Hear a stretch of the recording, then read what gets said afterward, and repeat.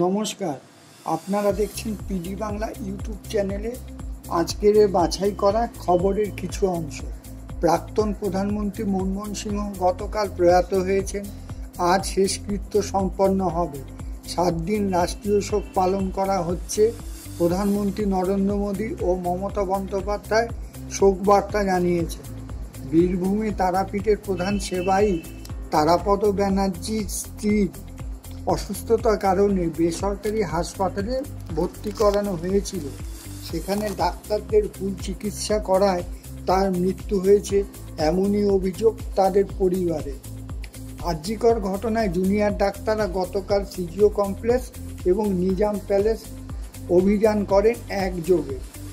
মুখ্যমন্ত্রী মমতা বন্দ্যোপাধ্যায় আগামী 30শে ডিসেম্বর সন্দেশখালি যাচ্ছেন এবং গঙ্গাসাগর মেলায় 13 জানুয়ারি পরিদর্শন করবেন, জানিয়েছেন স্বয়ং মুখ্যমন্ত্রী মমতা ব্যানার্জি।